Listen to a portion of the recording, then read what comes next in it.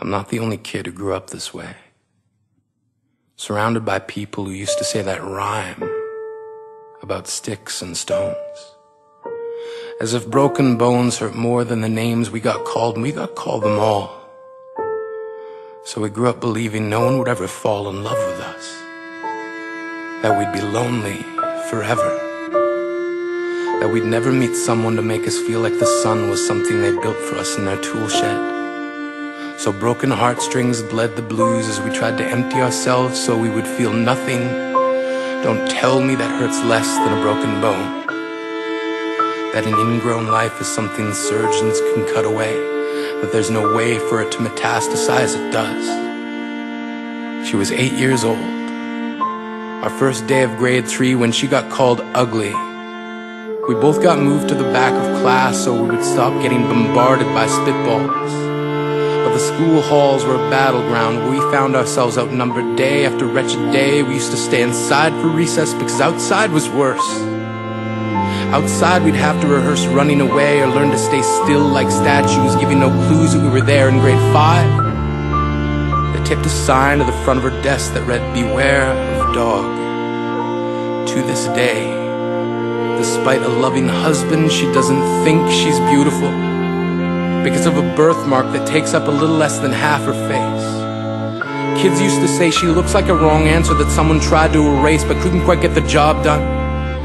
And they'll never understand that she's raising 2 kids whose definition of beauty begins with the word mom, because they see her heart before they see her skin, because she's only ever always been amazing. He was a broken branch grafted onto a different family tree.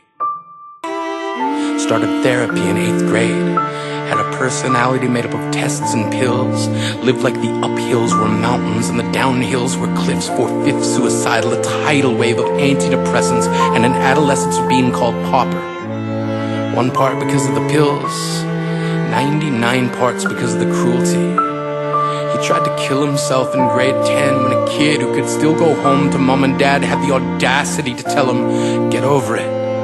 And despite an army of friends who all call him an inspiration, he remains a conversation piece between people who can't understand. Sometimes being drug-free has less to do with addiction and more to do with sanity. We weren't the only kids who grew up this way. To this day, kids are still being called names. The classics were, "Hey stupid," "Hey spaz." Seems like every school has an arsenal of names getting updated every year. And if a kid breaks in a school and no one around chooses to hear, do they make a sound?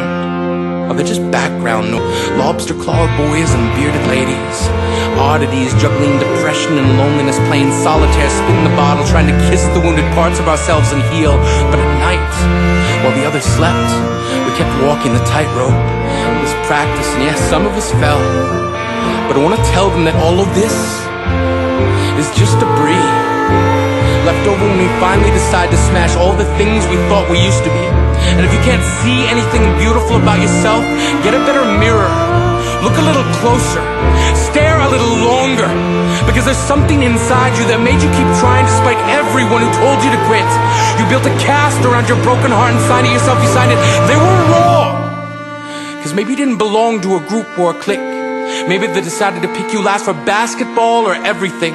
Maybe you used to bring bruises and broken teeth to show and tell but never told. Because how can you hold your ground if everyone around you wants to bury you beneath it?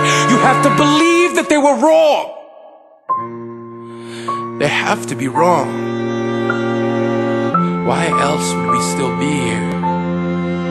We grew up learning to cheer on the underdog because we see ourselves in them. We stem from a root planted in the belief that we are not what we were called. We are not abandoned cars stalled out and sitting empty on some highway. And if in some way we are, don't worry. We only got out to walk and get gas. We are graduating members from the class of We Made It. Not the faded echoes of voices crying out names will never hurt me.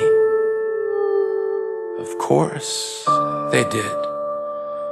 But our lives will only ever always continue to be a balancing act that has less to do with pain and more to do with beauty.